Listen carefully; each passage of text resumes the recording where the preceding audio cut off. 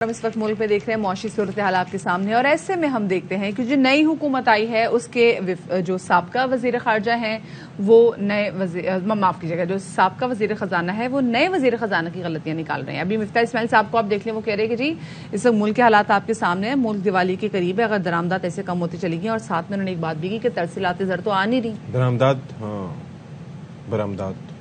صحیح بولا نا، تو دونوں چیزیں برآمدات بھی اور درآمدات بھی، انہوں نے امپورٹس کے حوالے سے بات کی ہے۔ جی بالکل، تو ہماری ایکسل میں ایکسپورٹس جو ہے وہ ہماری زیادہ ہونی چاہیے، ہماری امپورٹس کم ہونی چاہیے۔ ہاں بالکل ایسے ہی، اور وہ ہے نہیں، یہاں پہ ہماری امپورٹس بڑھ رہی ہیں، امپورٹس بڑھتی جا رہی ہیں، اور ایکسپورٹس اور اس کے لیے بھی ایل سیز نہیں کھول رہی۔ تو یہ مسئلہ ہے کہ برآمدات میں کمی ہے، اور چکر سارا یہ ہے کہ میں اور مدیحہ بات کرتے ہیں ٹریڈ ڈیفیسٹ کی۔ ٹریڈ ڈیفیسٹ یہی ہوتا ہے کہ ہمیں چاہیے ٹریڈ سرپلس۔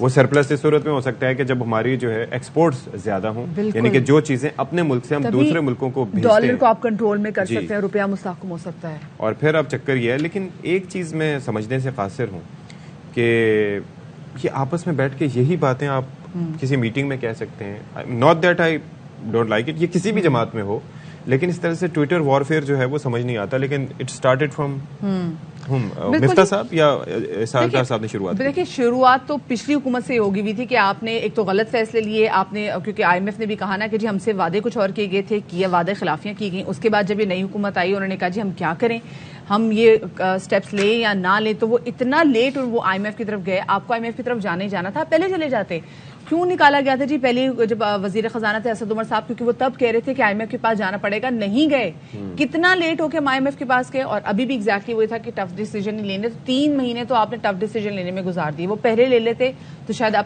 تھوڑے حالات تھوڑے بہت بہتر ہو چکے ہوتے۔ وہ ایک تو ہم نے ڈیلے دیکھا، پھر دوسری جانب ہم دیکھ رہے ہیں کہ جو وفاقی وزیر خزانہ جو اسحاق ڈار ہیں، وہ بھی اب جب ٹیلی ویژن شوز پر آ رہے ہیں تو پھر وہ بھی پھر آ کے مفتاح اسماعیل صاحب کی جو ہے وہ غلطیاں نکال رہے ہیں۔ وہ کہہ رہے ہیں کہ ان کی وجہ سے کافی زیادہ مسئلے مسائل ہوئے ہیں، تو اب ہمیں سمجھ میں نہیں آ رہا کہ جس کی بھی غلطی ہے بھی اس کو آپ سارٹ آؤٹ کریں، کیونکہ آپ لوگ تو اسٹیبلشڈ قسم کے لوگ تھے۔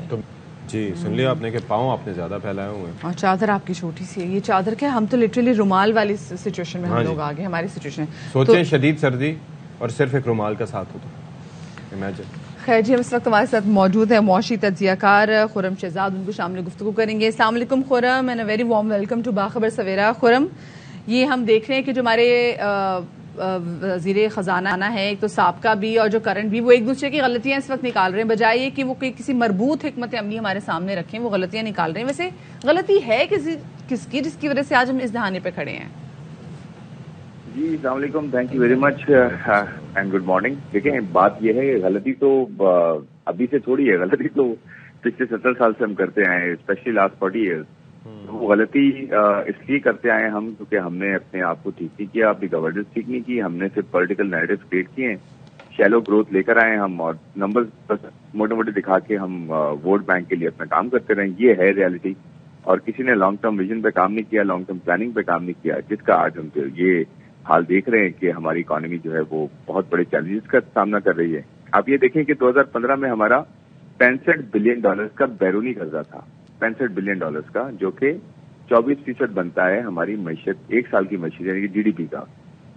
آج وہ قرضہ جو ہے $130 بلین ہے، 7 سال میں ہم نے اپنا بیرونی قرضہ ڈبل کر دیا ہے، یعنی کہ 40% آف جی ڈی پی۔ تو اس سے آپ یہ دیکھیں نا، آپ نے اس سے کیا کریٹ کیا؟ بالکل، آپ نے اپنی اکانومی اگر روپے کی قدر بھی گری ہے تو ہم نے تو اپنا قرضہ واپس ڈالر میں ہی کرنا ہے نا۔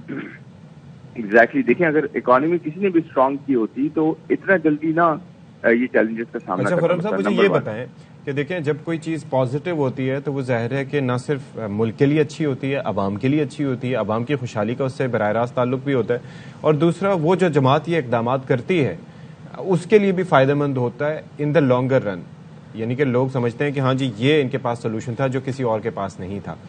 آپ کو کیا لگتا ہے کہ ہماری معلومات شیلو ہوتی ہیں؟ جیسے خان صاحب کا دور دیکھ لیں تو اس میں 5 وزرائے خزانہ تبدیل ہوئے، لیکن 3.5 سال تک آپ سے بھی ہم بات کرتے تھے تو ہم روتے ہی رہتے تھے کہ جی عوام کو ریلیف نہیں مل رہا، ٹھیک ہے۔ ابھی 2 وزرائے خزانہ آ چکے ہیں، مفتاح اسماعیل صاحب کے بعد اسحاق ڈار، تو پی ڈی ایم کی گورنمنٹ میں بھی ہمیں وہ سولوشن نظر نہیں آیا جس کے دعوے کیے جاتے تھے، یا اس سے پہلے کی مثال لے لیں۔ آخر کیوں یہ جماعتیں توجہ نہیں دے سکتی یا دے پاتی، یا یہ ان کے بس کی بات ہی نہیں ہے؟ دیکھیں، اگر اکانومی 50% ڈاؤن ہے، 50% ڈاؤن ہے، تو اس کا مطلب یہ ہے کہ اگر آپ 50% ڈاؤن ہیں تو آپ کو 50% ڈاؤن ہے، 50% ڈاؤن ہے تو اس کا مطلب یہ ہے کہ آپ کو 50% ڈاؤن ہے۔ देखिए प्रॉब्लम ये कि हम ना इस वक्त वो कन्वेंशनल माइंडसेट में फंसे हैं जिसमें ज्यादातर होता ये कि हम पॉलिटिकल वोट बैंक देखते हैं वर्सेस इकोनॉमिक प्रायोरिटी। तो अगर हम ये देखेंगे कि जी पॉलिटिकल वोट बैंक हमारा हर्ट ना हो तो हम कभी गैस की प्राइसेस नहीं बढ़ाएंगे, या हम कभी पेट्रोल की प्राइसेस जो है वो जब जहां बढ़ानी होगी वहां नहीं बढ़ाएंगे, सब्सिडीज देते रहेंगे, हम रेंट सीकिंग एनवायरमेंट जो है क्रिएट करते रहेंगे और बिजनेस को वो सारी सब्सिडीज देंगे जो वो चाहते हैं, लेकिन उनसे आउटपुट नहीं लेंगे, उनसे परफॉर्मेंस नहीं लेंगे, उनसे अकाउंटेबिलिटी नहीं लेंगे। टैक्सेस पर टैक्सेस लगाते रहेंगे उस जगह पे जहां नहीं लगाना चाहिए, और जहां लगाना चाहिए वहां नहीं लगाएंगे। तो देखिए जब प्रायोरिटीज आपकी चेंज होंगी तो डेफिनेटली इस कंपेरेटिव दुनिया में आपका जीना मुश्किल हो जाएगा। अब मैं आपको एग्जांपल देता हूं कि जो कर्जे पीछे लिए गए पिछले कई सालों में, आज ये हाल है कि हमें अगले 3 सालों में $73 बिलियन पे करने हैं बैरूनी कर्जे से। मैं लोकल की बात ही नहीं कर रहा अभी।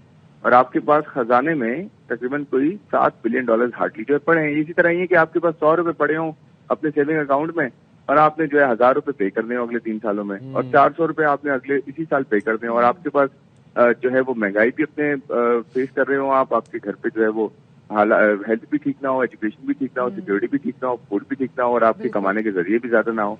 तो पॉइंट ये है कि अपनी प्रायोरिटी ठीक करें ना, अपनी चादर, जैसे आपने बिल्कुल सही कहा कि रुमाल वाली है जो है इस वक्त हमारी सिचुएशन आ गई है। तो देखिए प्लानिंग का है मसला, सिर्फ प्लानिंग का मसला है। आज आपका IMF भी आपके साथ बात इसलिए नहीं कर रहा सीधी तरीके से क्योंकि आपने उसकी कमिटमेंट पूरी नहीं की। पिछली गवर्नमेंट ने भी कुछ कमिटमेंट्स जो है वो नहीं की, इस गवर्नमेंट ने भी कमिटमेंट्स कुछ जो है पूरी नहीं की, तो सबने मिलकर ही किया ना। अच्छा, तो पॉइंट मेरा ये है, आपकी बात काट रही हूँ, लेकिन अभी जो पेट्रोल की प्राइस में इन्होंने ₹10 कमी की है, कल मैं देख रही थी बहुत से लोग इस बात पे भी उनको तनकीद का निशाना बना रहे थे कि एक साथ इतनी नहीं करनी चाहिए थी, एटलीस्ट ₹2 या ₹3 जो है वो पेट्रोल की प्राइस कम करनी चाहिए थी ताकि जो बाकी उसकी मद में टैक्स वगैरह की मद में दिया जा सके। बिल्कुल बिल्कुल। देखें बात यह है कि इस वक्त ना सबसे ज्यादा जरूरत पता है किसकी है? IMF की जरूरत है, इसके बावजूद के 23वां प्रोग्राम है। और IMF क्या कहता है? IMF कहता है कि भाई देखो अपने घर को ठीक करो और फिर मेरा कर्जा भी वापस करो और मेरे कर्जे से अपनी प्रोडक्टिविटी क्रिएट करो। इस तरह कहीं होता है दुनिया में कि कोई कर्जदार आपको ये कहे, कर्जदार तो आपके ऊपर ये कह रहा होता है कि भाई मुझसे पैसे लो, अपने आप को भी ठीक करो, मुझे भी पैसे वापस दो। तो देखिए सीधी सी बात यह है कि इन्होंने अगर पेट्रोल प्राइस कम की है तो इसमें पॉलिटिकल उसको कैपिटल जो पहले बर्न किया है इन द लास्ट 6-7 मंथ उसको रिकवर करने की कोशिश, क्योंकि इलेक्शन ईयर आगे आ रहा है। तो पॉइंट मेरा ये कि करना ये चाहिए था कि आप विथहोल्ड करें थोड़ा और थोड़ा सा पास ऑन करते हैं, उससे ये होगा कि बैलेंस होगा।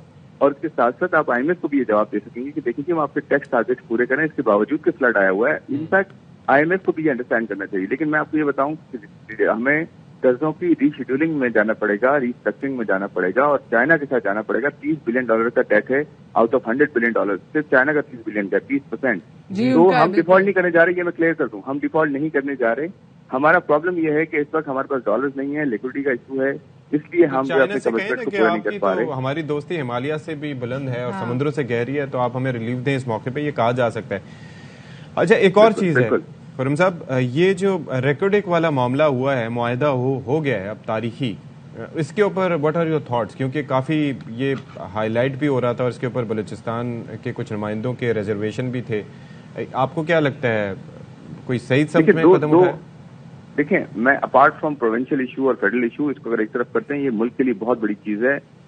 इस नीन एनवायरमेंट में जहां पे ग्लोबल रिसेशन है और लोकली भी आपके यहाँ जो है ना वो टाइटनिंग हो रही है और आपके पास डॉलर्स नहीं है, तो इसमें कुछ बहुत बड़ी सिल्वर लाइनिंग है ये। क्योंकि देखें इसमें अगर $8-9 बिलियन की इन्वेस्टमेंट होती है और नेक्स्ट 2-3 ईयर्स, तो ये तो बहुत बड़ी चीज है। इस वक्त हमें तो डॉलर की जरूरत है, नंबर 1। सेकेंडली एक और सिल्वर लाइनिंग है जो कि आगे जाते हैं हमारी इकोनॉमी के लिए बहुत बेहतर साबित हो सकती है, जिसमें रिलाई ऑफ कोर्स नहीं करना चाहिए, वो है ऑयल प्राइसेस से नीचे आना। ऑयल प्राइसेस नीचे आ रही हैं, $70 भी ब्रेक करके नीचे आ सकती हैं, जिसकी वजह से मैं कहता हूँ बहुत ही सोच के चलना होगा कि ऑयल प्राइसेस का पूरा पास ऑन हम कर देंगे। पॉलिटिकल हमारा एक वोट बैंक चमक सकता है, लेकिन हमें ये करना चाहिए कि हमें प्रूडेंटली इसको इतना पास ऑन करना चाहिए जितना लोगों को भी रिलीफ मिले डेफिनेटली। और देखिए एनर्जी कंजर्वेशन पे जाए ना, हम कब से बात कर रहे हैं, पिछले 6-8 महीने से बात कर रहे हैं कि भाई आप मार्केटें बंद करें ना 6 बजे, आप मार्केट वालों की, वो कहते हैं हमारी मार्केट इतने बजे नहीं खुल सकती, हम 10 बजे बंद नहीं कर सकते, यहाँ पे कारोबारी लोग हैं वो तो करवाएं ना, 8 बजे ये करवाना पड़ेगा, करवाएं बाबा, ये इम्प्लीमेंट करना पड़ेगा।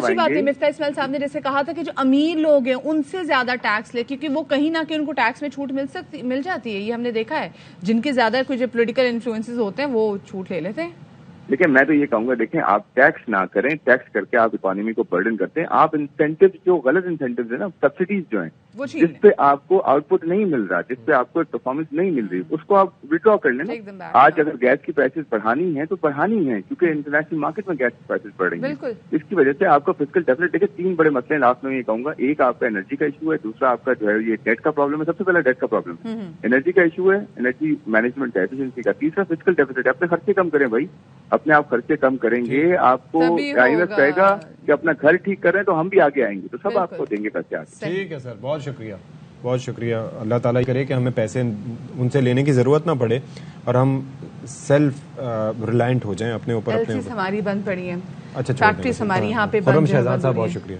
हाँ, खुर्रम शहजाद साहब आपको बहुत शुक्रिया। बहुत शुक्रिया। अच्छा, हमने शुक्रिया अदा कर दिया। लेकिन बात है, LCs हमारी बंद पड़ी हैं, यहाँ पे फैक्ट्रीज हमारी बंद पड़ी हैं। जो बड़ी फैक्ट्रीज वाले हैं वो उन्होंने सब्सिडीज तो बहुत ज़्यादा ली हुई है, बहुत सारी जगहों पे रिटर्न वो उतना कर नहीं रहे, टैक्स उतना दे नहीं रहे।